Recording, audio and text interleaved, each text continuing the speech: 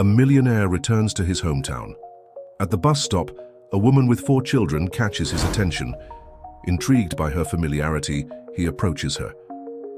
What he discovers shocks him. Before you hear this heartfelt story, subscribe to the channel for more unforgettable tales. The scorching sun of New York City beat down on the asphalt that Wednesday afternoon. Cars lined up on a congested avenue, honking incessantly, their occupants impatient with traffic that seemed not to move. Amidst the urban chaos, a black limousine stood out, not for its imposing presence, but for the figure who had just emerged from it. Richard Matthews, 35, CEO of one of the largest technology companies in the world, was setting foot on American soil for the first time in 5 years. His impeccable Italian suit contrasted with the chaotic scene around him. With a gesture, he dismissed the driver. "I'll continue on foot, John. This traffic jam is endless and I need to stretch my legs after so many hours of flying." The driver, surprised, tried to argue. "But sir, the hotel is almost a mile from here. Are you sure?" Richard nodded, grabbing his leather briefcase. "Absolutely sure. I need to breathe some fresh air, or what's left of it in this city." As he walked along the sidewalk, Richard observed the changes in his hometown. New buildings had appeared, others had disappeared. Modernity mixed with the old in an almost poetic way. His thoughts, however, were far away. He mentally reviewed the week's agenda: meetings, business lunches, a potential $1 million acquisition. Everything calculated, as his life had been for the past years.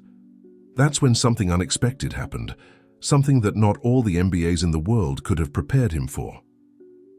As he turned a corner, his eyes were drawn to a bus stop. It wasn't the structure itself that caught his attention, but rather the scene unfolding there. A woman appearing to be just over 30 was trying to organize 4 small children. The children, restless, ran from one side to the other, while the woman, visibly tired, tried to keep them under control. "Michael, don't run. Anna, let go of your sister's hair. Peter, please stay still just for a minute." The voice. That voice. Richard felt his heart race. It was a voice he hadn't heard in years, but one he would recognize anywhere in the world, a voice that instantly transported him to a past he had tried so hard to bury. Marianne. His feet seemed glued to the ground. He wanted to move, wanted to flee from there, but something kept him fixed, observing the scene as if it were a film in slow motion. The children, how old were they? 4, 5 years old, and there were 4 of them. Quadruplets. Impossible. But as his eyes scanned the children's faces, a terrifying pattern began to form in his mind. The shape of one of the girl's eyes, the mischievous smile of one of the boys, the upturned nose of the other girl, and the determined chin of the other boy. These were features he saw every day in the mirror. Without realizing it, Richard took a step forward, then another and another, until he found himself standing just a few meters from Marianne and the children. That's when one of the girls noticed him. "Mommy, who is that man in the suit?" Marianne, who was crouched down adjusting one of the boy's shoelaces, looked up. Her eyes widened in recognition, and for a brief moment, Richard saw a whirlwind of emotions pass through those eyes he had once known so well. Surprise, hurt, anger, and fear? "Richard!" Her voice came out as a whisper, almost inaudible in the noise of the city. He took another step forward, his throat suddenly dry. "Marianne, these children." Before he could finish his sentence, the bus arrived, its abrupt stop breaking the moment of tension. Marianne, as if awakening from a trance, quickly began to hurry the children. "Come on, children, the bus is here. Quick, quick!" The children, obedient, began to board the vehicle. Marianne, however, hesitated for a moment before boarding. Her eyes met Richard's once more. "Tomorrow, noon, coffee shop at the corner of 5th Avenue and Broadway." And with that, she boarded, leaving Richard standing on the sidewalk, stunned. The bus departed, taking Marianne and the 4 children with it. Richard remained motionless, his brain trying to process what had just happened. Questions accumulated in his mind. Were those children his? Why had Marianne never contacted him? How was this possible? Thunder in the distance brought him back to reality. He looked at the sky and noticed that dark clouds were rapidly approaching. The rain began to fall, first in sparse drops, then in an intense downpour. People around him ran for shelter, but Richard remained standing, letting the water run down, his face and soak his expensive suit. At that moment, all his carefully planned life, all his business successes, seemed insignificant. In a matter of minutes, his world had been turned upside down. Slowly, he began walking toward his hotel. Each step was heavy, as if he were carrying the weight of the world on his shoulders. The raindrops mingled with tears he didn't even realize he was shedding. Upon arriving at the luxury hotel lobby, he ignored the surprised looks from the staff at seeing the powerful CEO soaked and with a lost look. He went straight up to his suite, locked the door, and collapsed on the bed. The night would be long, very long, and tomorrow. He would have to face the consequences of decisions made 5 years ago. Decisions that, he now realized, had changed not only his life, but the lives of 5 other people. Richard closed his eyes, but sleep did not come. Images of the children and Marianne danced in his mind. Questions without answers tormented him. And for the first time in years, the man who had always been in control of everything found himself completely adrift, not knowing what the future held. The rain continued to fall outside, like a metaphor for the emotional storm that was forming within him. Tomorrow would be a new day, a day that would change everything. And Richard Matthews, the relentless CEO, the man who had conquered the business world, would have to face his greatest challenge yet, his own past and the consequences of his choices. The night passed like a blur for Richard. Hours dragged on. As he stared at the ceiling of the hotel room, his mind a whirlwind of thoughts and emotions. When the first rays of sunlight finally penetrated through the curtains, he got up, exhausted but determined. He looked at himself in the mirror and barely recognized the man staring back. Deep dark circles marked his face, and his unshaven beard gave him a disheveled look, so different from his usual impeccable appearance. But there was no time for vanities. He had a scheduled meeting, a meeting that could change everything. At tea. 11:45 a.m. Richard was already seated at a table in the coffee shop at the corner of 5th Avenue and Broadway. His fingers nervously drummed on the untouched coffee cup in front of him. Each time the door opened, his heart leaped. 2 minutes before noon, she entered. Marianne. Her eyes scanned the place until they found Richard. For a moment, she seemed to hesitate, but then walked decisively toward him. "Hi, Richard," she said, sitting across from him. "Marianne," he responded, his voice almost a whisper. I don't even know where to begin." She observed him for a few moments, her eyes carrying a mixture of emotions that Richard couldn't fully decipher. "How about we start with the obvious?" Marianne finally said. "Yes, Richard. Those children you saw yesterday are your children, our children." The words hit Richard like a punch to the stomach. He knew, of course he knew, but hearing her say it out loud made it all too real. How did this happen?" he stuttered, immediately regretting the foolish question. Marianne let out a bitter laugh. "I think you know very well how it happened." "Richard, or have you already forgotten that last night before you left for Asia?" Memories of that night flooded Richard's mind, the passionate farewell, the whispered promises, the future that seemed so bright ahead of him. "But why did you never tell me?" he asked, his voice laden with guilt and confusion. Marianne's eyes narrowed. "Never told you? Richard, I tried to tell you in every possible way. I called your cell phone countless times, sent emails, messages. I even went to your company's office here in New York, but I was barred at reception. You simply disappeared from my life." Richard felt the weight of shame fall on his shoulders. He remembered how in the first months in Asia, he had deliberately ignored Marianne's attempts at contact.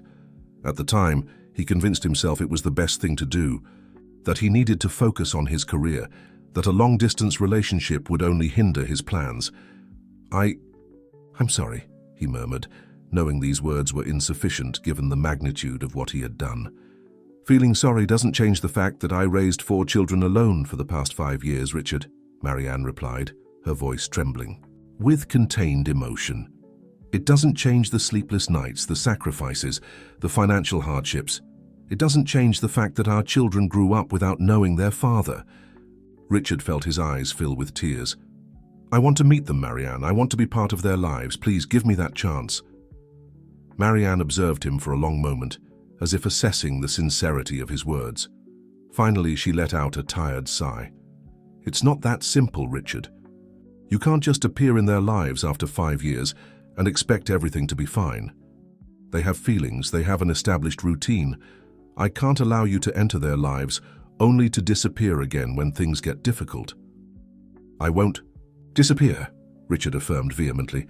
I know I've made terrible mistakes, but I want to fix things. Please, Marianne, give me a chance to prove it. She studied him for a few more moments before slowly nodding. All right, but we'll do this, my way and my time. And if I notice this is negatively affecting the children, it's over. Understood? Richard quickly agreed. Yes, of course, anything you say. Marianne took a napkin and wrote down an address. This is our address. Come tonight at 7 p.m. The children will have already had dinner, and will be calmer. It will just be a short visit for you to meet them. Richard took the napkin as if it were a precious treasure. Thank you, Marianne. I'll be there. She stood up, preparing to leave. One last thing, Richard. Don't come expecting to be welcomed with open arms. For them, you're a stranger. For me, you're someone who hurt me deeply. It will take time to rebuild any kind of trust. With those words, she left the coffee shop, leaving Richard alone with his thoughts and the weight of his past actions. The rest of the day passed like a blur for Richard. He cancelled all his meetings, ignored the dozens of messages and calls on his cell phone. Nothing else mattered except the meeting he would have that night. At 6:45 p.m., Richard found himself standing in front of a simple building in a middle-class neighborhood of New York. The contrast with his usual luxury environment couldn't be greater. He took a deep breath, gathering courage, and pressed the intercom. Marianne's voice sounded metallic through the device. You can come up, Richard. Apartment 502. The elevator seemed to move in slow motion. When it finally reached the 5th floor, Richard felt his heart beating so hard he was sure it could be heard throughout the entire hallway. He stopped in front of apartment 502, raised his hand to knock, but hesitated. On the other side of that door were 4 children. His children. Children he didn't know, who didn't know him. What would this meeting be like? What would he say? How would they react? Before he could knock, the door opened. Marianne was there, her face a mask of forced calm. Come in, she said simply. Richard took a step into the apartment and was immediately hit by a wave of sounds and movements. Children's laughter, the sound of running feet, animated voices discussing some cartoon. And then, suddenly, silence. 4 pairs of curious eyes turned to him, 4 faces that were a mirror of his own, mixed with traces of Marianne. Richard felt the world spin around him. There they were, his children, his family. Children, Marianne said, her voice soft but firm. This is Richard. He is your father. The silence that followed was deafening. Richard, the powerful CEO who commanded meeting rooms with unwavering confidence, now felt completely lost in front of those small faces, observing him with a mixture of curiosity and apprehension. It was one of the girls who finally broke the silence. Taking a step forward, she tilted her head and asked in a sweet voice, "Where have you been all this time?" The innocent question hit Richard like an arrow to the heart. How to explain 5 years of absence to a 5-year-old? How to justify the unjustifiable? Swallowing hard, he knelt down to be at eye level with the girl. I was very far from here, working in another country, but now I'm back, and I really want to meet all of you. The other 3 slowly approached, forming a semicircle around Richard.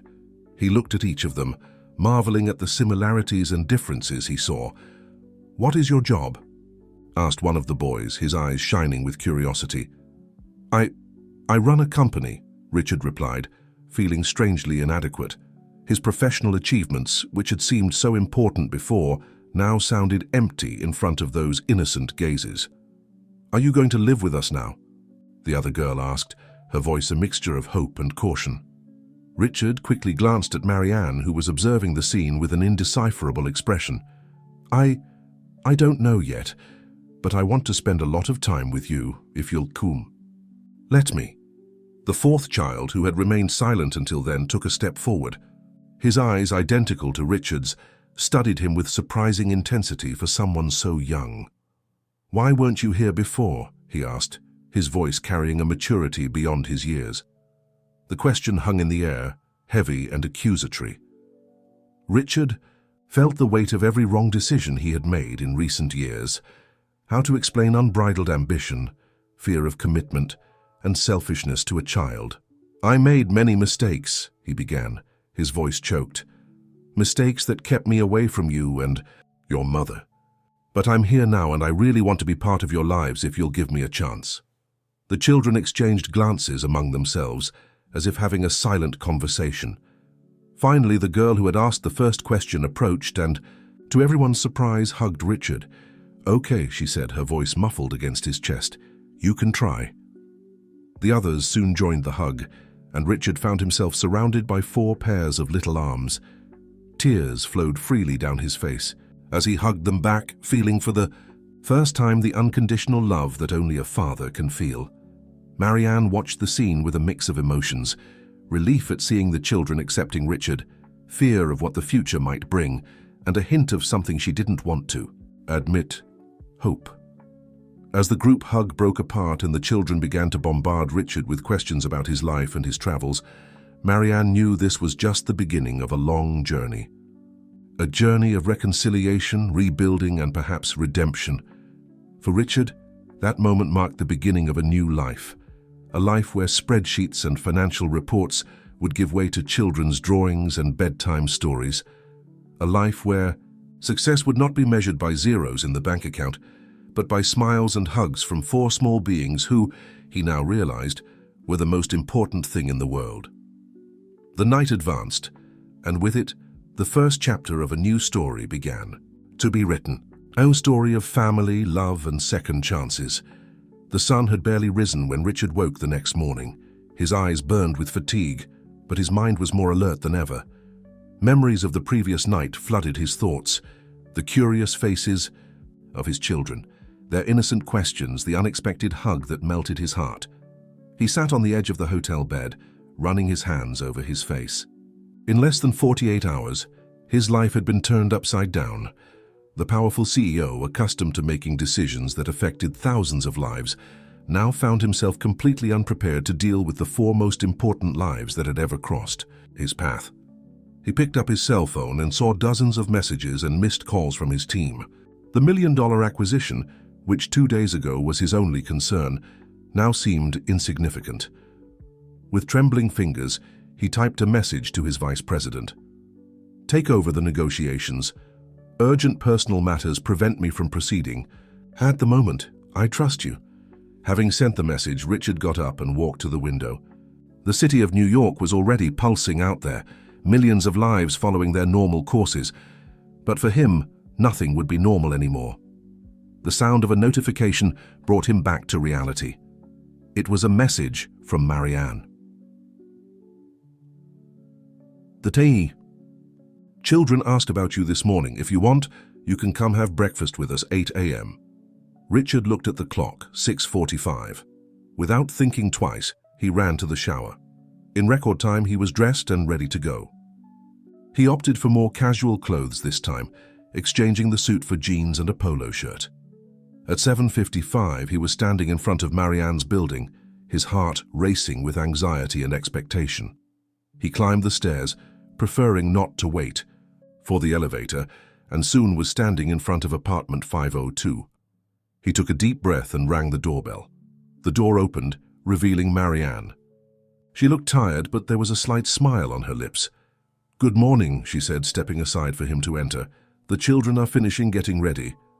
Richard entered, immediately enveloped by the sounds and smells of a house with children in the morning. The aroma of fresh coffee mingled with the smell of children's shampoo. Laughter and friendly discussions echoed down the hallway. "Daddy's here," shouted a child's voice, and suddenly Richard found himself surrounded by 4 small hurricanes in pajamas. "Good morning, children," he said, smiling broadly as he tried to hug them all at once. "Are you going to take us to school today?" asked Anna, the girl who had hugged him the night before. Richard looked at Marianne, uncertain. She nodded slightly. "If you want, I'd love to," he replied, feeling a wave of joy at seeing the children's faces light up. "But first," Marianne intervened, "breakfast. Everyone to the table. Let's go." The children ran to the small kitchen table, dragging Richard with them. He found himself seated between Michael and Peter, while Anna and Julia settled on the other side. Marianne began serving breakfast: bread, fruits, milk, and cereals. Richard watched amazed how she managed to attend to everyone's requests simultaneously, cutting a fruit here, serving milk there. "Do you want coffee?" she asked Richard, catching him by surprise. "Oh yes, please," he replied, still feeling a bit out of place in this new family dynamic. While they ate, the children bombarded Richard with questions. They wanted to know about his work, his travels, if he knew how to speak other languages. Richard answered as best he could, trying to simplify complex concepts so they could understand. "Have you ever ridden an elephant?" asked Michael, his eyes shining with curiosity. Richard laughed. "No, I've never ridden an elephant, but I've seen many up close when I was in Thailand." "Wow!" the children exclaimed in unison. Marianne observed the interaction with a mix of emotions. It was strange to see Richard there interacting with the children as if he had always been part of their lives. Part of her wanted to resent this ease with which he seemed to fit in, but another part, found herself imagining what it would have been like if he had been present from the beginning. Breakfast ended too quickly in Richard's opinion. Soon the children were grabbing their backpacks, ready to go to school. "Remember to take your art projects," Marianne said, as she helped Julia tie her shoelaces. "Today is exhibition day at school." Richard felt a pang of guilt. There was so much about his children's lives that he didn't know. "What kind of art projects?" he asked, trying to learn more. "Paintings," Anna replied excitedly. "I made a family portrait." Richard's heart tightened. Would he be in that portrait? As they went down to the garage, Richard noticed Marianne's modest car. It was clearly a vehicle designed for a large family, but it was far from the luxury he was accustomed to. "We can go in my car," he offered. "It has more space." Marianne hesitated for a moment, but nodded. "All right, but I'll drive. You don't know the way to the school." The journey to the school was a surreal experience for Richard. Sitting in the passenger seat, he constantly turned around to answer the children's incessant questions and marvel at every little detail about them. Upon arriving at the school, Richard felt a lump in his throat. Parents were saying goodbye to their children, an everyday scene that was completely new to him. The children got out of the car, each proudly carrying their art project. Before entering, however, they turned to Richard. "Will you be here when we get out?" Peter asked, his voice betraying a mixture of hope and fear. Richard looked at Marianne, who nodded slightly. "Yes, I'll be here," he promised, feeling the weight of that promise in every fiber of his being. The children smiled and ran into the school. Richard and Marianne stood for a moment, watching them disappear among the crowd of other students. "And now?" Richard asked, feeling lost. Marianne let out a tired sigh. "Now, Richard, we talk. There's a lot we need to discuss." They found a cafe near the school and sat down. For a few minutes they remained in silence, each lost in their own thoughts. "I want to be part of their lives, Marianne," Richard finally said, his voice laden with emotion. "I know I don't deserve it. I know I caused unimaginable pain to you and them, but I want to fix things." Marianne studied him for a long moment before responding. "Richard, it's not that simple. You can't just appear after 5 years and expect everything to magically resolve itself. The children may seem happy now, but they have questions, they have wounds, and I don't know if I can trust you again." Her words hit him like a punch to the stomach, but Richard knew they were true. "I understand," he said softly. "I don't expect you to trust me immediately. I just ask for a chance to prove that I've changed, that I want to be the father they deserve." Marianne nodded slowly. All right, but let's establish some rules. First, you can't make promises you can't keep. If you say you'll be somewhere, you have to be there. Second, we need to establish a routine. The children need stability. And third, you need to understand that you can't just throw money at the problem and think that solves everything. Richard agreed with each point. I'll do whatever it takes. Marianne, I'll reorganize my life, my commitments. The children and you are my priority now. They spent the next hour discussing logistics, schedules, and the children's needs. Richard absorbed every piece of information as if his life depended on it, and in a way it did. When they finally finished, Marianne looked at her watch. It's almost time to pick up the children. As they walked back to the school, Richard felt a mixture of anxiety and determination. He knew the path ahead would be difficult, full of challenges and painful moments. But looking at Marianne, seeing the strength and dedication she demonstrated with every word about their children, he knew he would do anything to be worthy of this family. The sound of the school bell echoed in the distance, and soon a crowd of children began to exit through the gates. Richard anxiously searched for the familiar faces of his children, and then there they were, 4 small figures running toward them, their faces illuminated by huge smiles. "Daddy! Mommy! You came!" they shouted in unison. At that moment, as he opened his arms to receive the collective hug from his children, Richard knew his life would never be the same. And for the first time in a long time, he was genuinely happy about that. The weeks that followed were an emotional roller coaster for Richard. Each day brought new discoveries, unexpected joys, and inevitably, challenges that made him question whether he was truly prepared for fatherhood. On a Saturday morning, Richard arrived early at Marianne's apartment. He had promised to take the children to the park, something he had never done before. When the door opened, he was greeted by an organized chaos that was already becoming familiar. "Daddy!" shouted Anna, running to hug him. Her hair was disheveled and she was still in her pajamas. "Good morning, Princess," Richard smiled, picking her up. "Ready for the park?" "Yes," she exclaimed, her eyes shining with excitement. Marianne appeared in the hallway looking exhausted. "Richard, I'm glad you're here. Can you help Michael find his sneakers? I'm trying to get Julia to eat breakfast." Richard nodded, putting Anna down and heading to the boys' room. He found Michael rummaging through a pile of clothes. "Hey, champ. Looking for something?" Michael looked up, frustrated. "My blue sneakers are missing. I can't go to the park without them." Richard knelt beside the boy. "Let's look together, okay? Where did you last see them?" After a few minutes of searching, they found the sneakers under the bed. Michael put them on quickly, a smile of relief on his face. "Thanks, Dad." That word, Dad, still made Richard's heart leap. It was a mixture of joy and guilt that constantly accompanied him. Returning to the living room, he found Peter sitting quietly on the sofa, a book in his hands. "Hey, Peter, don't you want to get ready for the park?" The boy looked up, hesitant. I prefer to stay and read." Richard felt a pang of concern. Of all 4, Peter was the one who seemed most distant, most reserved toward him. Sitting beside his son, Richard asked softly, "Can I see what you're reading?" Peter showed the cover, Treasure Island. "Wow!" Richard exclaimed, genuinely impressed. "That's an amazing book. You know, when I was your age, I loved pirate stories."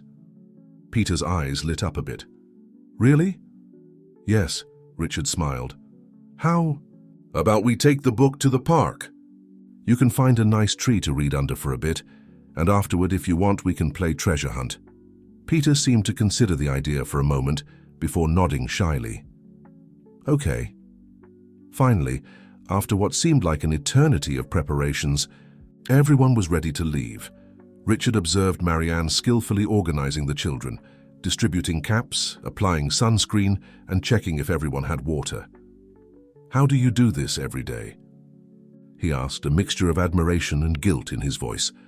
Marianne shrugged, a small smile on her lips. "Practice. A lot of practice." The park was full that sunny morning, families scattered all around, children running and shouting happily. Richard felt momentarily overwhelmed by the responsibility of caring for 4 energetic children in such an open space. "Relax," Marianne said, noticing his tension. "They know the rules, they won't stray far." The following hours were a whirlwind of activities. Richard found himself pushing swings, helping build sandcastles, running after balls, and, as promised, organizing an improvised treasure hunt for Peter, which ended up involving all the children. It was during a moment of pause while the children ate sandwiches that Marianne had prepared that Richard noticed a group of mothers looking in his direction and whispering. "Don't pay attention to them," Marianne said, following his gaze. "They're probably just curious. It's not every day that a new dad appears on the playground." Richard felt a wave of guilt hit him. "They must be thinking the worst of me." Marianne sighed. "Richard, you can't control what others think. What matters is what you're doing now, the effort you're making to connect with the children." He nodded, grateful for her understanding, even though he didn't feel he deserved it. As the afternoon progressed, Richard began to notice signs of fatigue in the children. Anna became more tearful, Michael more impatient, Julia quieter. Only Peter seemed content, sitting under a tree with his book. "I think it's time to go," Marianne said, starting to gather their things. The way back to the apartment was quiet, the children exhausted but happy. Richard carried Anna, who had fallen asleep in his arms, while Marianne guided the other 3. Upon arriving, the children went straight to the bath, leaving Richard and Marianne alone in the living room. "Thank you for today," Marianne said, softly. The children loved it. Richard smiled, tired but happy. "I'm the one who should thank you for giving me this chance." There was a moment of silence between them, laden with unspoken emotions. "Richard," Marianne began, hesitant, "I know you're trying, but I need to know, is this permanent? Do you really intend to stay?" The question hit him like a punch to the stomach. He knew it was fair for her to question, given his history, but it still hurt. "Marianne," he said, looking her in the eyes, "I know I've made unforgivable mistakes. I know I've hurt you and the children in a way that perhaps can never be fully repaired. But I can promise this. There is nothing in this world more important to me now than our family. I'm here to stay, no matter what happens." Tears formed in Marianne's eyes, but she held them back. "I want to believe you, Richard, but it will take time." "I understand," he nodded. "And I'm willing to prove day after day that you can count on me." At that moment, the sound of hurried footsteps interrupted the conversation. The children returned to the living room, in pajamas and with wet hair. "Dad, are you going to read us a story before bed?" Michael asked hopefully. Richard looked at Marianne, who nodded slightly. "Of course, champ," he smiled. "What story do you want to hear?" As he followed the children to the bedroom, Richard felt a mixture of gratitude and determination. He knew the path ahead would be long and full of challenges, but for the first time in his life, he felt he was exactly where he should be. Night fell over New York, and inside that small apartment, a family slowly began to heal and reconnect. Richard, sitting on the edge of the bed, with 4 pairs of attentive eyes fixed on him as he read, realized he had found something much more valuable than any business deal he had ever closed: the true meaning of home. The shrill sound of the alarm clock tore Richard from his sleep. He fumbled with the nightstand, looking for his cell phone to silence the alarm. 5:30 a.m. Sighing, he sat up in the hotel bed that had become his temporary home in New York. His mind immediately began cataloging the day's tasks. Video conference with investors at 7 a.m., meeting with the local team at 10 a.m., lunch with a potential partner at noon, and Hannah's ballet presentation at 4 p.m. Richard smiled, thinking about his daughter. In the past few weeks, she had talked about nothing else but the presentation. He had promised to be there, in the front row, and nothing in the world would make him break that promise. As he prepared for the day, his phone vibrated with a message from Marianne. "Good morning. Reminder, Anna has a presentation today at 4 p.m. She's nervous. It would be good if you could call her before going to the office." Richard immediately dialed Marianne's number. After a few rings, he heard Anna's sleepy voice. "Hello? Good. Morning, Princess, ready for the big day?" Anna's voice immediately perked up. "Dad, I'm super nervous. What if I forget the steps?" Richard felt his heart melt. "Anna, you've practiced a lot. You're going to do wonderfully well. And even if you forget a step, the important thing is to have fun, right?" "Right," she replied, sounding a bit more confident. "You'll be there, won't you?" "I wouldn't miss it for anything in the world," he assured. "I'll be in the front row, cheering for you." After saying goodbye to Anna and exchanging a few words with Marianne about the preparations for the presentation, Richard finished getting ready and left for the office. The morning passed in a blur of meetings and phone calls. Between one conversation and another, Richard found himself looking at the photo of the 4 children that now occupied a prominent place on his desk. How his life had changed in such a short time. At 3:30 p.m., Richard began gathering his things, anxious to leave and arrive in time for Anna's presentation. That's when his assistant hurriedly entered his office. "Mr. Matthews, we have a problem. Mr. Tanaka from the Japanese company has arrived unexpectedly and insists on having a meeting now." Richard felt his stomach sink. Mr. Tanaka was a crucial partner for the company's expansion in Asia. Postponing the meeting could cost millions. For a moment he hesitated. The old Richard wouldn't have thought twice before canceling any personal commitment for a business deal of this size. But now, "Tell Mr. Tanaka that unfortunately I have an unavoidable commitment," Richard replied firmly. "Can we reschedule for tomorrow morning?" The assistant looked shocked but nodded and left to relay the message. Richard picked up his phone and dialed a familiar number. "Marianne, I'm leaving the office now. I'll arrive in time to see our star shine." The school auditorium was packed when Richard arrived. Anxious parents crowded together, cameras in hand, ready to capture every moment. He spotted Marianne seated in the front row, saving a place for him. "I thought you wouldn't come," she commented when he sat down. "I promised," Richard replied, simply. The lights dimmed and the show began. When Anna entered the stage, Richard felt his heart fill with a pride he had never experienced before. She danced with grace and determination, her little face concentrated on each movement. At the end of the presentation, as the audience applauded enthusiastically, Richard saw Anna's eyes scanning the crowd until they found his. The smile she gave upon seeing him there, fulfilling his promise, was worth more than any business deal he had ever closed. After the show, as families gathered in the school courtyard for a small reception, Richard found himself surrounded not just by Anna, but also by Michael, Peter, and Julia, all eager to tell him about their day. "Dad, did you see how I danced?" Anna asked repeatedly. "Yes, I did, my love. You were amazing," he responded, hugging her tightly. "Daddy, tomorrow is Bring Your Parents to My Classroom Day," Michael reminded him. "Will you be able to come?" Richard hesitated for a moment, remembering the packed schedule that awaited him, but looking at his son's hopeful face, he knew what the right choice was. "Of course, champ, I wouldn't miss it for anything." Marianne, who was observing the scene closely, approached Richard. "Thank you for coming," she said softly. "It meant a lot to Anna, to all of us, actually." Richard felt a lump in his throat. "Marianne, I know I still have a lot to prove, a lot to make up for, but I want you to know that I'm trying, really." She observed him for a moment, her eyes softening. "I know, Richard. I can see your effort. Just keep it up, okay?"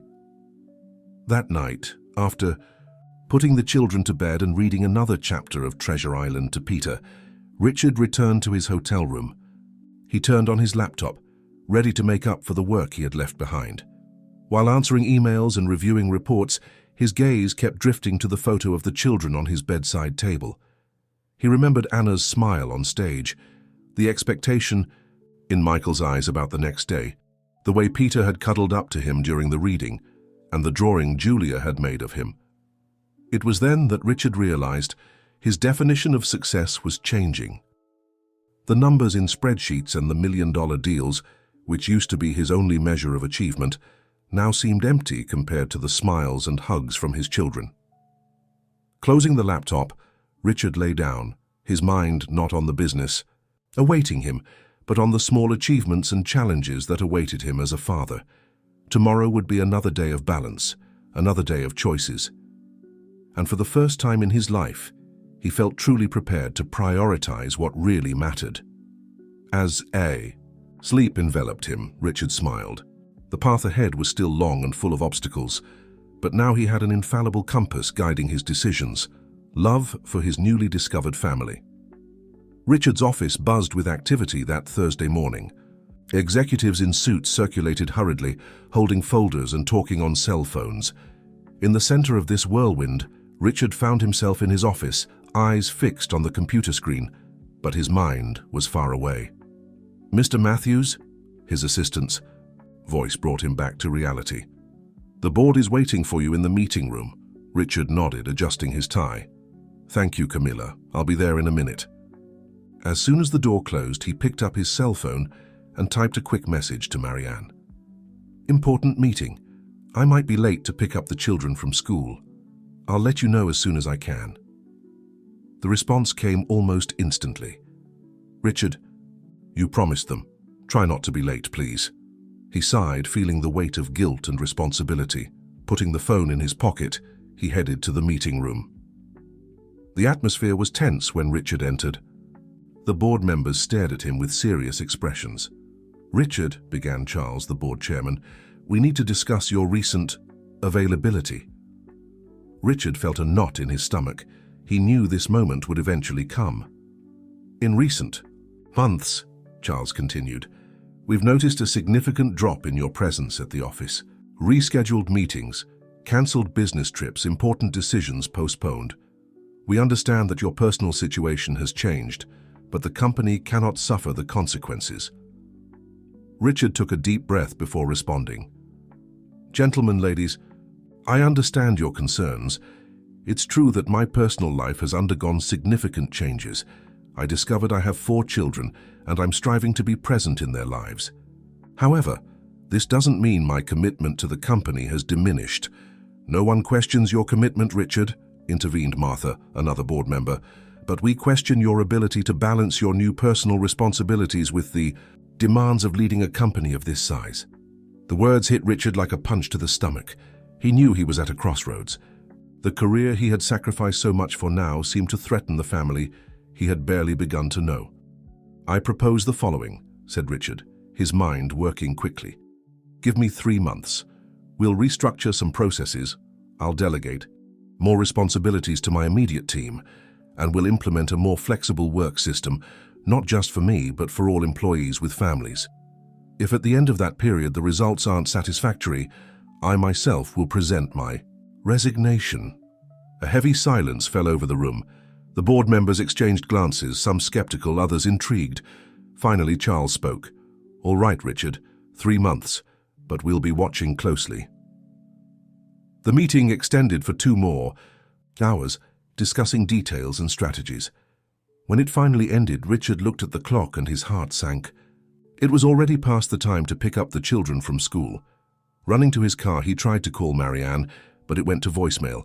He drove as fast as traffic allowed, his stomach churning with anxiety. Upon arriving at the school, he saw Marianne and the children sitting on the entrance steps. The little ones' faces lit up upon seeing him, but Marianne's look was one of pure disappointment. "Sorry for being late," he said, approaching. "The meeting extended longer than I expected." Anna ran to hug him, but Peter kept his distance, arms crossed. "You promised you wouldn't be late again," the boy murmured, the hurt evident in his voice. Richard felt as if his heart was being crushed. "I know, champ, I'm sorry. I promise I'll make it up to you." "You always promise," Peter responded quietly, turning to get into the car. On the way home, Richard tried to liven up the atmosphere, asking about the Children's Day, but the atmosphere remained tense. Marianne barely spoke, responding only with monosyllables when necessary. Upon arriving at the apartment, the children ran inside, leaving Richard and Marianne alone for a moment. "Marianne, She raised her hand, interrupting him. "No, Richard. I don't want to hear excuses. I want actions. The children need consistency, reliability. They can't be wondering if their father will show up or not." Her words hit him deeply. I know. I'm trying, Marianne, I really am, but it's not easy to balance everything. Her look softened a bit. I understand it's not easy. But Richard, being a father isn't something you do when it's convenient. It's a full-time commitment. That night, after helping the children with homework and putting them to bed, Richard sat in Marianne's apartment living room, his laptop open in front of him. He was determined to find a solution, a way to be present for his family without completely sacrificing his career. Hours passed as he worked on spreadsheets, reorganized schedules, and rethought corporate structures. When he finally looked at the clock, it was already past 2 in the morning. Closing the laptop, Richard walked silently down the hallway, stopping to look into each of the children's rooms. Seeing them sleeping peacefully reinforced his determination. He would make this work no matter what it took. Upon reaching the door, he found Marianne in the kitchen, a cup of tea in her hands. "You're still here," she said, surprised. Richard nodded. "I was working on some things. Marianne, I promise. I'll make this work. I'll find a balance." She observed him for a moment, her eyes seeking sincerity in his. "I hope so, Richard, for the children's sake, and for yours as well." As he drove back to the hotel that night, Richard reflected on the path ahead. He knew it wouldn't be easy. The corporate world didn't easily forgive, and being a father to 4 children demanded more than he had ever imagined. But, for the first time in his life, Richard felt he was fighting for something truly important. The challenge of the next 3 months was not just to prove to the board that he could lead the company. It was to prove to himself, to Marianne, and most importantly, to the children, that he could be the father they deserved.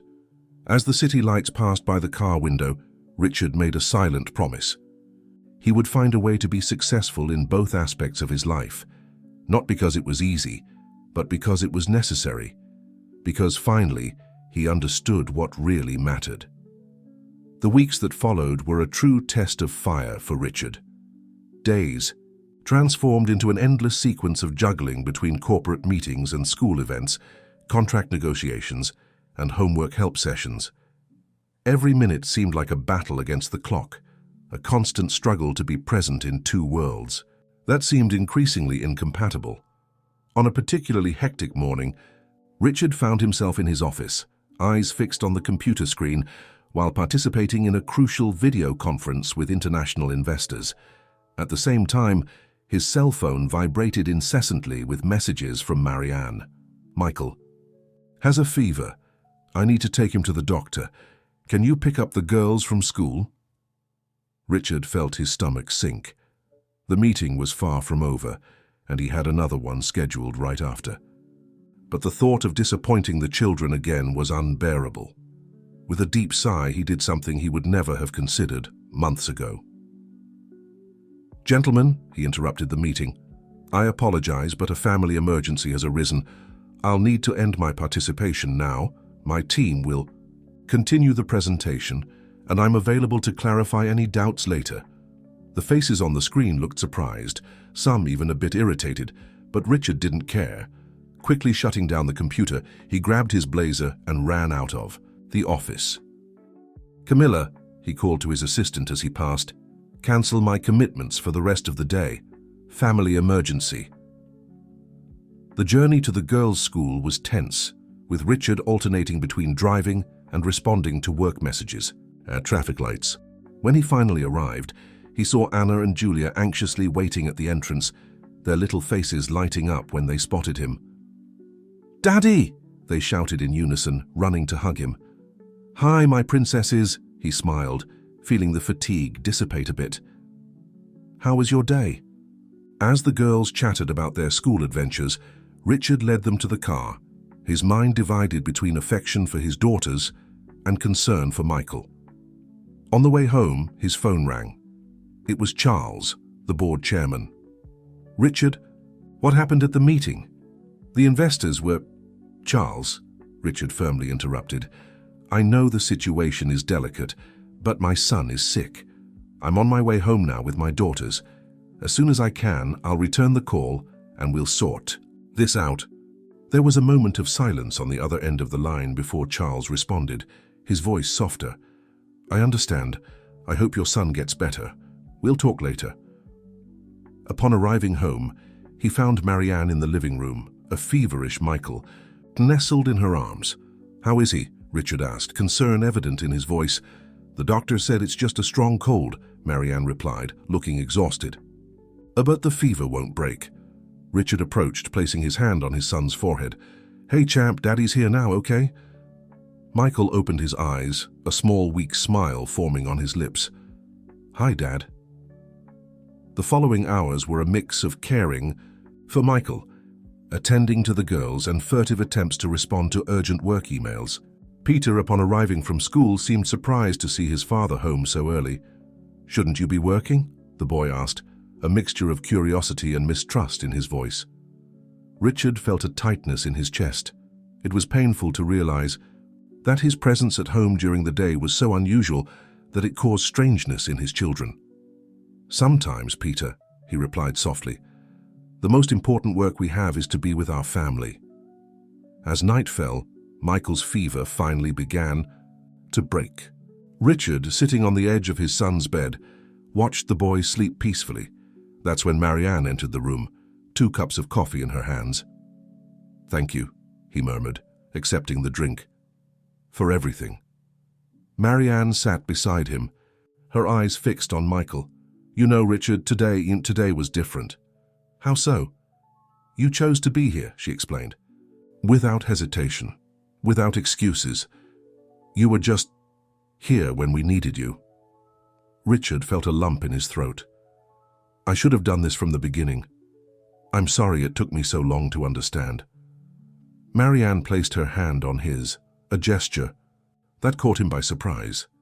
The important thing is that you're understanding now. At that moment, looking at his sleeping son and feeling Marianne's gentle touch, Richard had an epiphany. Success, he realized, was not measured by numbers on a spreadsheet or by the size of his bank account. It was measured by his children's smiles, by the renewed confidence in Marianne's eyes, by the feeling of peace that enveloped him now. I need to make some changes, he said, more to himself than to Marianne. What kind of changes? She asked. Curious, Richard took a deep breath. In the company, in my life, in everything. I can't continue living divided between 2 worlds.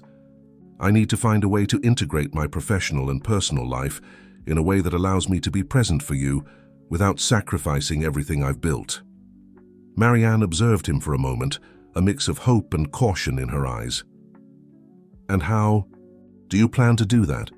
I don't know exactly yet, he admitted, but I know I need to start, for you, for me. In the days that followed, Richard immersed himself in an intense process of restructuring, both at the company and in his personal life. He delegated more responsibilities, implemented flexible work policies, and even considered the possibility of moving the company headquarters closer to home. Each decision was a step toward a new Richard, a man who finally understood that true legacy wasn't built in meeting rooms, but in the quiet moments with his children, in sincere conversations with Marianne, in the patient building of a family. As the changes began to take shape, Richard felt an internal transformation. The relentless executive gave way to a dedicated father. The workaholic yielded space to a man who valued balance. It was a challenging metamorphosis, sometimes painful, but deeply rewarding. And so, day after day, choice after choice, Richard built not just a new routine, but a new version of himself, a version that, he hoped, would be worthy of his children's love and Marianne's renewed trust. The path ahead was still long and uncertain, but for the first time in a long time, Richard felt he was on the right track. It was no longer a matter of choosing between family and career, but of finding a way to honor both parts of his life. And in this search for balance, he discovered a strength and purpose he never imagined he possessed. The sound of children's laughter echoed through the meeting room, a surreal contrast to the corporate environment that surrounded it. Richard, seated at the head of the table, couldn't contain a smile as he watched Anna drawing animatedly in a corner of the room, while Michael and Julia played quietly with educational tablets. As you can see, gentlemen, he continued his presentation, to the board members, Our new family at work policy has not only improved employee satisfaction, but has also significantly increased our productivity in the last quarter.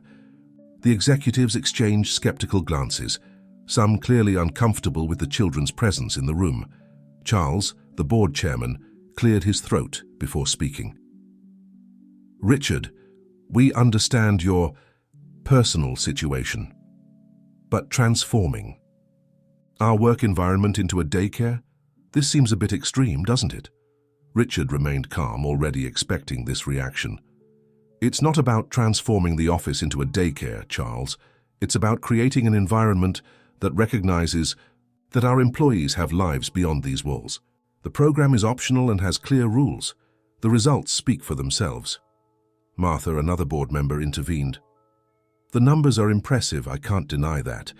But what about the company's image? Our clients and partners may not view this favorably. It was at this moment that Peter, who had been quietly observing everything, stood up and walked over to Richard. Dad, can I say something? Richard hesitated for a moment, surprised, but nodded. Of course, son.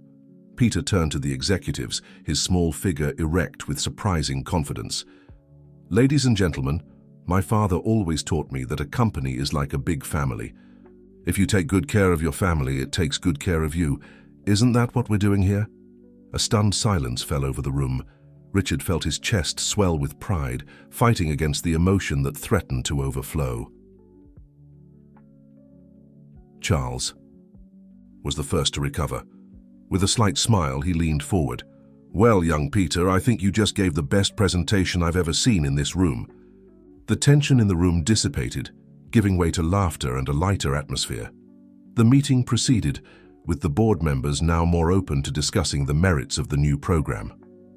Hours later, with the children already home with Marianne, Richard remained in his office reflecting on the day's events. His phone vibrated with a message from Marianne. The children can't stop talking about the day at the office, especially Peter. He's so proud. How was the meeting? Richard smiled, typing his response. It was interesting. I'll tell you everything. When I get home. Peter saved us today. Putting away the phone, Richard allowed himself a moment of satisfaction. The changes he had implemented were beginning to bear fruit, not only in his personal life, but also in business. However, he knew the path ahead would still be challenging. As he arranged his briefcase to leave, he heard a knock on the door. It was Charles. Richard, may I come in? Of course, Charles. What can I do for you? The board chairman entered, his expression serious. I want to talk about today, about all these changes you've been making. Richard felt a tightness in his stomach, preparing for the worst. Charles continued, You know, when you proposed all these crazy ideas a few months ago, I thought I was watching the end of your career. A CEO obsessed with family. It seemed like a recipe for disaster. He paused and Richard waited, tense. But today I saw something different. I saw a leader who not only talks about values, but lives them. I saw a company that's really caring about its employees, and most importantly, I saw results. Richard released the breath he hadn't even realized he was holding. Charles smiled slightly. Don't get me wrong, I still think you're treading on dangerous ground, but I'm willing to give more time to see where this leads. Just try not to turn all our meetings into bring your child to work sessions, okay? Richard laughed, feeling relief course through his body. Understood, Charles, and thank you for the trust. After Charles left, Richard finally left the office, eager to get home. On the way, he reflected on how his life had changed in recent months. The Richard of before would have stayed at the office until late, obsessed with reports and projections. Now his heart raced at the prospect of getting home, of hearing the children's stories about their day, of sharing dinner with Marianne. Upon arriving at the apartment, he was greeted by a chorus of "Dad," and soon found himself involved in a group hug. Marianne watched from the kitchen, a soft smile on her lips. During dinner, the children spoke all at once, excited about the experience at their father's office. Peter, especially, seemed radiant. "Dad, did you see how I spoke to those men in suits? They really listened to me. Richard smiled, messing up his son's hair. "Yes, I did, champ. You were amazing. I think we have a future CEO in the family." Later, with the children in bed, Richard and Marianne sat on the balcony, enjoying a moment of calm. "So," Marianne began, "how was the meeting really?" Richard sighed, leaning back in his chair. "It was intense. There was resistance, as we expected. But I think we're on the right track. The changes are working, Marianne, not just for us, but for the entire company." She observed him for a moment, her eyes searching for something in his face. "You seem different, you know, more at peace." Richard reflected on this. "I think I am. For the first time in my life, I feel like I'm doing the right thing. Not just in business, but as a father, as a person." Marianne reached out, intertwining her fingers with his. The gesture, simple but laden with meaning, made Richard's heart leap. "I'm proud of you," she said softly. "The path you've chosen isn't easy, but you're making a difference. For the children, for the company, and for us." That us hung in the air, full of possibilities. Richard felt a wave of hope wash over him. Perhaps, just maybe, they were building not just a family, but a future together. "Marianne," he began, his voice low and intense, "I know I've made many mistakes in the past, that I've hurt you in ways that perhaps can never be completely repaired. But I want you to know that every day, every decision I make now is thinking of you all, of being the father our children deserve and the man you deserve." Marianne stared at him, her eyes shining with unshed tears. "Richard, the road is long. There's still much to rebuild, to heal, but I'm happy we're walking together on this journey." They stayed there, hands intertwined, the silence of the night broken only by the distant sounds of the city. Richard knew that the challenges were far from over. There would be difficult days ahead, both at work and at home. But at that moment, sitting there with Marianne, knowing that his children slept safely just nearby, he felt a deep certainty. No matter what the future held, he was exactly where he should be. And for the first time in his life, Richard Matthews was truly home. The sound of the doorbell echoed through the apartment, breaking the tranquil routine of a Saturday morning. Richard, who was helping Michael with a science project at the kitchen, Ty Habel, exchanged an intrigued look with Marianne. "Are we expecting someone?" he asked. Marianne shook her head, wiping her hands on her apron as she headed to the door. When she opened it, her expression changed from curiosity to shock. "Mom? Dad?" Richard felt his stomach drop. Marianne's parents. He had never met them. And considering the circumstances of his relationship with Marianne in the past, he knew he probably wasn't their favorite person. "Surprise, darling," exclaimed Marianne's mother, entering the apartment with open arms. Her father followed, carrying suitcases. The children, hearing the unfamiliar voices, ran to the living room. "Grandma! Grandpa!" they shouted in unison, launching themselves into their grandparents' arms.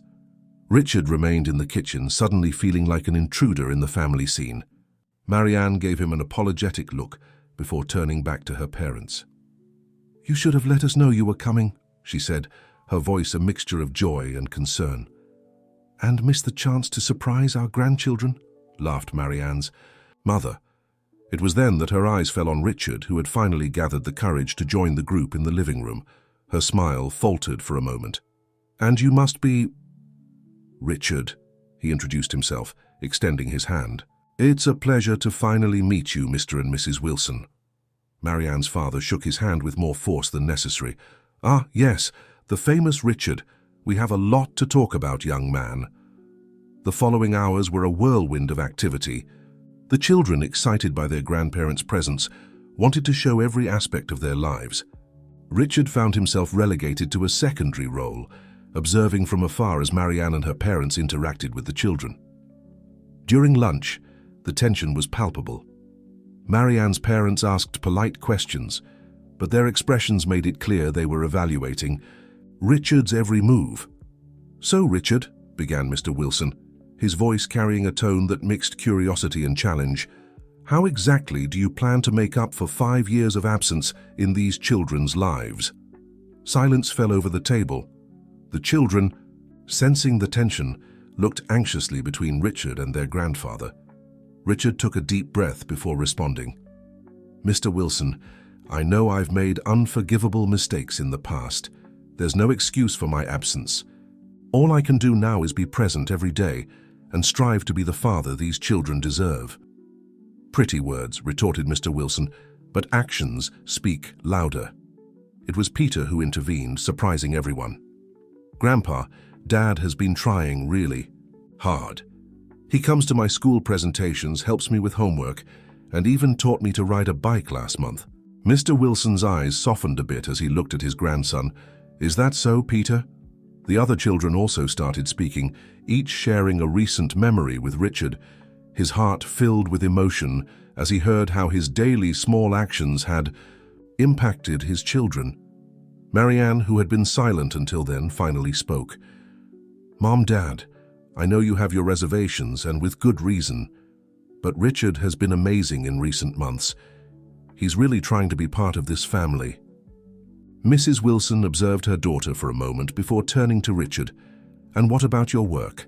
I heard you're a big executive. How do you balance that with family life?"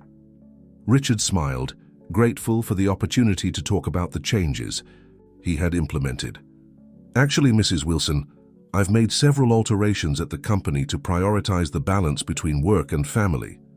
We've implemented flexible work policies, created spaces for children at the office, and are even considering moving the company headquarters closer to home."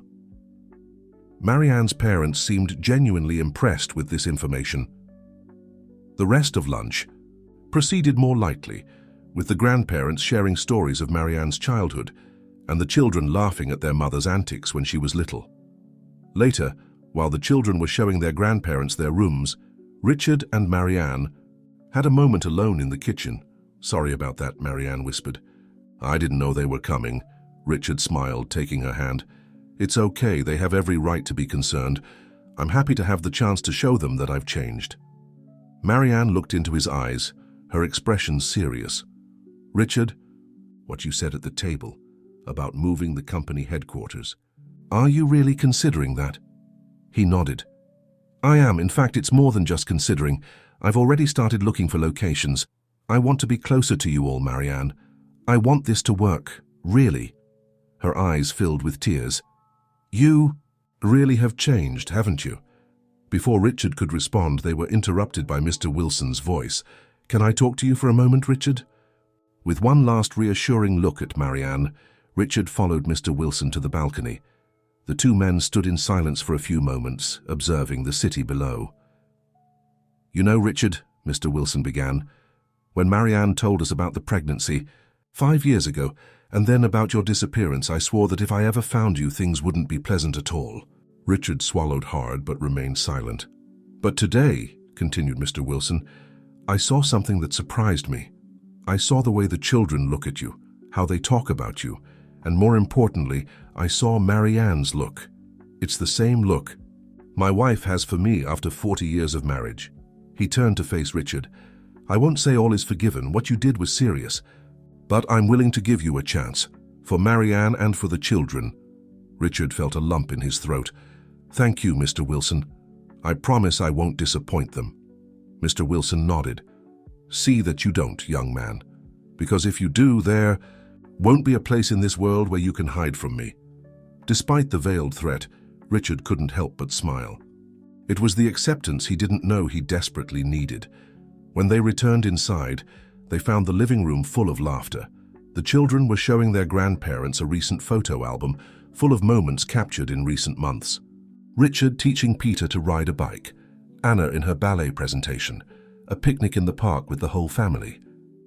Marianne approached Richard, intertwining her fingers with his. "Is everything okay?" she whispered. He nodded, pulling her closer. "Better than okay." Observing the scene before him, the children's smiles, the look of reluctant approval from Marianne's parents, the warmth of her hand in his, Richard felt a wave of gratitude wash over him. The path to get here hadn't been easy, and he knew there would still be challenges ahead. But at that moment, surrounded by his family, Richard understood that he had finally found his place in the world. It wasn't at the top of a corporate skyscraper or in a luxurious meeting room. It was there, in that cozy apartment, with the sound of his children's laughter and Marianne's love by his side. And for the first time in his life, Richard Matthews felt truly complete. The sun had barely risen when Richard woke up, the soft sound of Marianne's breathing beside him. He smiled, remembering the night before, a deep conversation that extended into the early hours of the morning, culminating in a moment of intimacy they hadn't shared in a long time. Carefully, so as not to wake her, Richard got up and went to the kitchen. He decided to prepare breakfast for everyone, a small gesture that had become part of his new routine. As the coffee maker hummed and the smell of toast filled the air, he reflected on how much his life had changed in recent months. The sound of small footsteps pulled him from his thoughts. Anna appeared at the kitchen door, her hair disheveled and her eyes still sleepy. "Good morning, Princess," Richard smiled, bending down to hug her. "Good morning, Daddy," she murmured, nestling in his arms. "Are you staying home today?" The AT question, so simple, carried a weight that Richard felt deeply. "Yes, my love, today is Saturday, remember? We're going to spend the whole day together." Anna's face lit up with a smile. "Can we go to the park?" "Of course," he replied, kissing the top of her head. "We'll ask your brothers and sister what they want to do too, okay?" Gradually, the house came to life. Michael and Julia joined, them in the kitchen, followed by a still sleepy Peter. Marianne was the last to appear, smiling as she saw the family scene before her. "Good morning, family," she said, accepting the cup of coffee Richard offered her. Breakfast proceeded amid laughter and plans for the day. Richard observed, amazed, how something as simple as a family meal could bring so much joy. After breakfast, while the children prepared for the park outing, Richard and Marianne had a moment alone. "About last night," Richard began, a bit hesitant. Marianne placed her hand on his arm, gently interrupting him. "It was good, Richard, really good." He smiled, feeling a mixture of relief and hope. "Marianne, I want to make this work. Us, this family, everything." She studied him for a moment, her eyes searching for something in his. "I want that too, Richard. But we need to go slow. There's a lot to rebuild." Richard nodded, understanding. "One day at a time." "One day at a time," she agreed, leaning in for a quick kiss before the children returned. The day at the park was filled with precious moments. Richard pushed Anna on the swing, helped Michael build an elaborate sandcastle, played frisbee with Peter, and proudly watched as Julia showed off her skills on the jungle gym. In the middle of the afternoon, while the children played and Marianne took a nap in the shade of a tree, Richard's phone rang. It was Charles. "Richard, sorry to interrupt your weekend, but we have a situation. The contract with the Chinese company, they're threatening to back out if we don't close by Monday." Richard felt the familiar weight of corporate responsibility fall on his shoulders. He looked at his family, happy and carefree in the park, and then back at the phone in his hand. "Charles, I know," Charles interrupted him. "It's your day with the family. But this is big, Richard. It could mean millions for the company." Richard closed his eyes, taking a deep breath. Months ago, he wouldn't have hesitated to drop everything and run to the office. But now... "Charles, listen, I'll send you some files I prepared about the contract. Take a look at them and call me back in an hour. We'll solve this, but I'm not going to abandon my family today." There was a moment of silence on the other end of the line before Charles responded, "Understood, 1 hour then." Hanging up the phone, Richard noticed Marianne watching him, a concerned expression on her face. "Is everything okay?" she asked when he approached. Richard sat beside her, briefly explaining the situation. "But don't worry," he assured. "I'm not going to run off to the office. I promised a family day, and that's what we'll have." Marianne studied him for a moment before smiling. "You really have changed, haven't you?" "I'm trying," he responded. Honestly. The children soon joined them, tired but happy. While they shared a snack, Richard explained that he would need to make a quick work call. "But Dad," Michael protested, "you promised today was family day." Richard ruffled his son's hair affectionately. "And it is, champ. I'll make this call really quickly, and then it's just us for the rest of the day, okay?" The children nodded, still a bit suspicious. Richard moved away a little, keeping the family in his sight as he discussed the contract details with Charles. 20 minutes later, he returned, a satisfied smile on his face. "All sorted?" Marianne asked.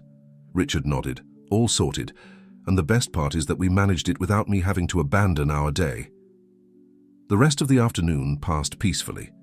Back at the apartment, the evening was filled with board games, laughter, and finally, a family movie with everyone piled onto the sofa.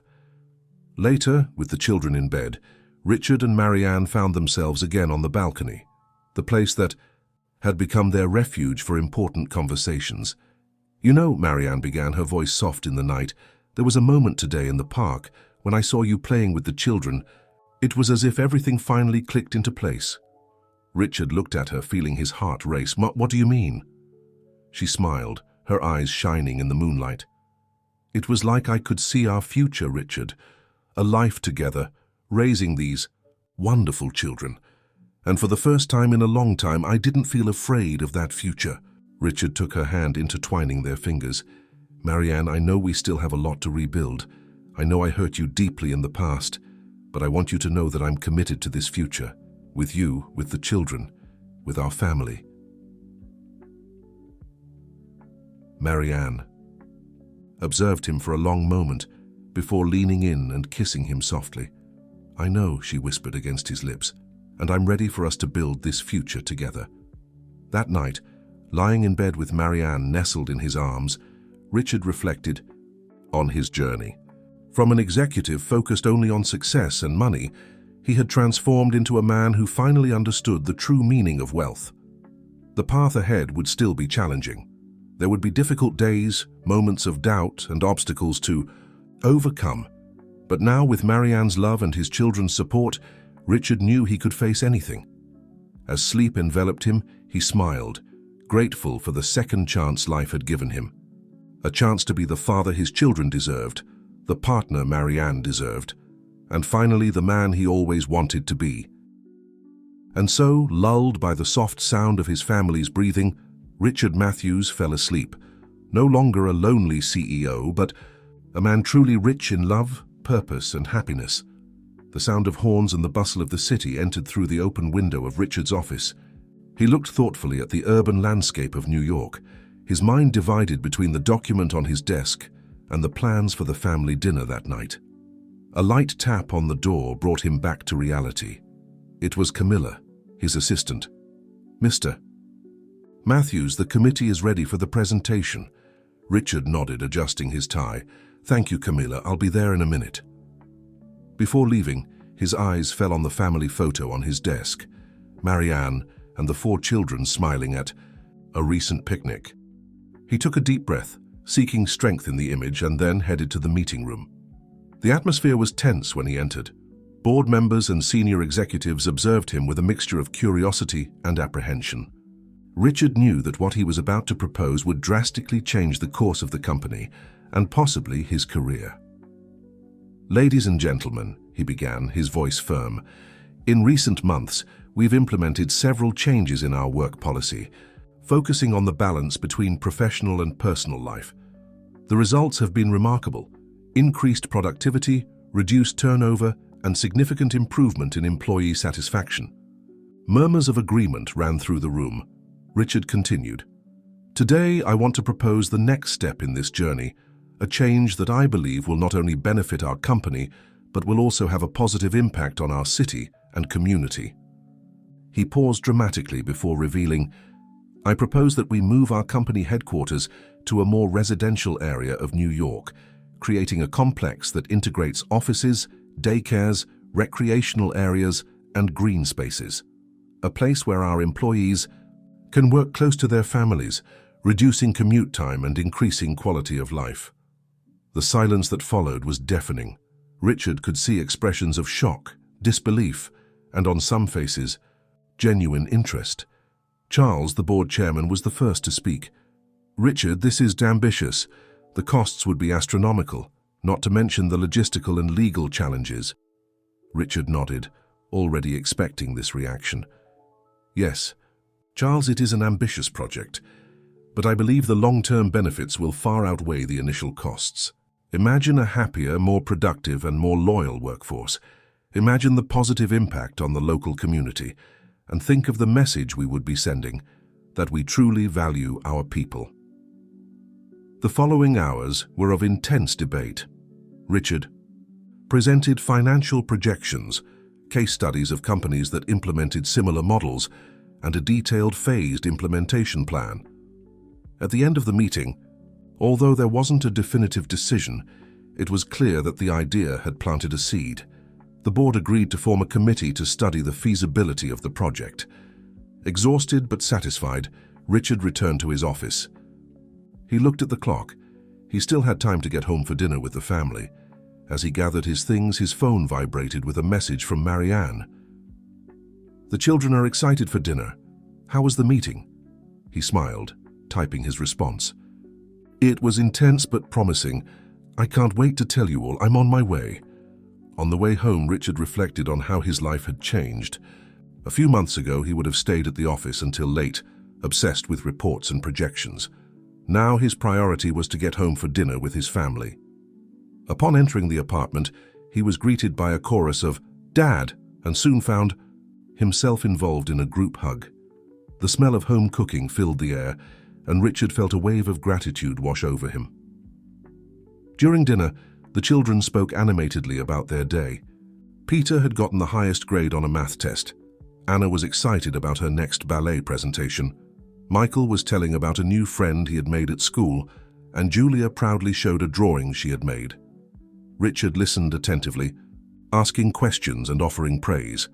Marianne observed him with a soft smile, noting how he seemed truly present and engaged.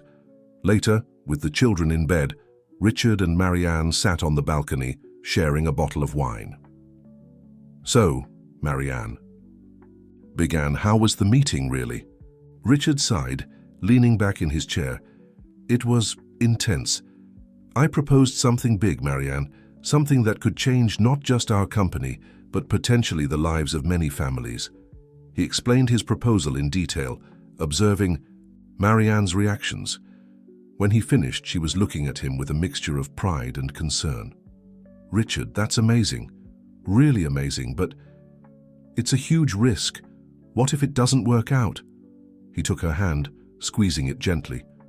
"It is a risk, yes, but I think it's worth it. You know, I spent years building a successful company, but only now do I understand what really matters. If we can create an environment where other families can have what we have now, time together, balance, happiness, wouldn't that be true success?" Marianne studied him for a moment before smiling. "Who would have thought that the Richard Matthews I met years ago would become this man in front of me? I'm proud of you, you know?" Richard felt his heart expand with these words. "Thank you, Marianne, for believing in me, for giving me a second chance for this family." They remained silent for a moment, just enjoying each other's company and the quiet night. "You know," Marianne finally said, "with all these changes happening, maybe it's time we make a change of our own as well." Richard looked at her, intrigued. "What do you mean?" Marianne took a deep breath before continuing. "I've been thinking, maybe it's time we make things official. You, me, the children, being a real family, legally." Richard's heart leaped. "Marianne, are you—" She smiled, her eyes shining with unshed tears. "Yes, Richard, I think I'm ready for us to get married, if you want, of course." In a quick movement, Richard knelt before her, taking her hands in his. "Marianne Wilson, would you do me the honor of marrying me?" Her answer came in the form of a passionate kiss, interrupted only by the sounds of celebration coming from the balcony door. The children, who apparently weren't as asleep as they thought, had witnessed the moment. As the family gathered in a group hug, laughing and crying with joy, Richard felt that finally everything was in the right place. The future might bring challenges at work, at home, in life, but now he knew he could face anything with his family by his side. That night, looking at the sleeping Marianne and thinking of the children in their rooms, Richard reflected on his journey. From a lonely executive focused only on financial success, he had transformed into a man who valued above all love, family, and balance. And as sleep enveloped him, Richard smiled, grateful for the life he had built and excited for the future that awaited him. A bright future full of love, challenges, and above all, the joy of a united family. The sun had barely risen when Richard woke up, his mind already racing with the numerous commitments of the day. Beside him, Marianne still slept peacefully, the engagement ring shining softly on her hand. He smiled, remembering the night he had proposed just 2 weeks ago. Silently, Richard got up and went to the kitchen. While preparing coffee, his phone vibrated with a message from Charles. Meeting at 9 a.m. to discuss the new complex project. The committee has some concerns. Richard sighed. He knew convincing the board wouldn't be easy, but he was determined to make his project work. "I'll be there," he replied. Shortly after, Marianne entered the kitchen, followed by the still sleepy children. "Good morning, family," Richard smiled, distributing kisses and hugs. "Dad," Anna asked while biting into a piece of toast, "when are we going to choose my bridesmaid dress?" "Soon, Princess," he promised. "How about next weekend?" The girl's eyes lit up with excitement. Marianne approached, kissing him softly. "Don't forget we have a meeting with the wedding planner." "Tonight?" Richard nodded, checking his phone. "I'll be home in time, I promise." Breakfast proceeded amid laughter and animated plans for the wedding. The children discussed their roles in the ceremony, while Marianne and Richard exchanged complicit glances, both marveling at the happiness that surrounded them. Later at the office, Richard found himself before the board, presenting the details of his ambitious project. "Ladies and gentlemen," he began, "I know the initial cost seems frightening, but think of the long-term benefits. Reduced employee turnover, increased productivity, improved quality of life for our teams, not to mention the positive impact on the local community." Charles, the board chairman, frowned. "Richard, we understand your vision, but the shareholders are concerned. This project could significantly affect our profits in the short term." Richard took a deep breath, preparing for the argument he had rehearsed countless times. "Charles, for years we've focused only on immediate profits. But what if we could create something truly revolutionary? Something that not only generates profits but also makes a real difference in people's lives." He paused, looking at each board member. "Imagine a company where employees don't just work but live, grow, and thrive. Where their families are part of our corporate community. This would not only increase loyalty and productivity, but would also position us as leaders in corporate social responsibility." The silence that followed was tense. Richard could see thoughtful expressions on the faces around the table. Finally, Martha, one of the most influential directors, spoke. "It's risky, no doubt, but it's also visionary. Perhaps it's time we think beyond quarterly numbers." The following hours were of intense debate. Richard answered countless questions, presented detailed financial projections, and shared success stories of companies that had implemented similar models on a smaller scale. At the end of the meeting, although there wasn't a definitive approval, there was a consensus to proceed with more in-depth studies and a smaller-scale pilot. Exhausted but satisfied, Richard left the office, eager to share the news with Marianne. On the way home, he made a quick stop at a flower shop, choosing a beautiful bouquet of lilies, her favorite flowers. Upon arriving home, he was greeted by the delicious aroma of dinner being prepared and the sound of laughter coming from the kitchen. He found Marianne and the children preparing the meal together, a scene that warmed his heart. "Hello, family," he announced, presenting the flowers to Marianne with a kiss. "How was the meeting, Dad?" Peter asked, curious. Richard ruffled his son's hair, smiling. "It was good, champ. I think we're on the right track." During dinner, Richard shared the details of the meeting, his voice full of enthusiasm as he described his vision for the future of the company. Marianne listened attentively, her eyes shining with pride. "That's amazing, Richard," she said when he finished. "You're really making a difference." As the evening progressed, Richard felt a deep contentment settle over him. Surrounded by his soon-to-be wife and their children, engaged in animated conversation about the wedding plans, he knew he had finally found the balance he had been seeking for so long. Later, as he lay in bed, Marianne nestled against his chest, Richard marveled at the journey that had brought him here, from a single-minded pursuit of corporate success to a life rich in love and meaning. Tomorrow would bring new challenges, a meeting with the wedding planner, ongoing negotiations about the new complex, and the daily juggling act of balancing work and family. But for the first time, Richard felt truly equipped to face them all. With Marianne's steady breathing as a lullaby, he closed his eyes, grateful for the twists of fate that had reunited him with his family and for the strength he had found to become the man they deserved. As sleep claimed him, Richard's last thought was a simple prayer of thanks for the most precious gift of all, the chance to love and be loved in return.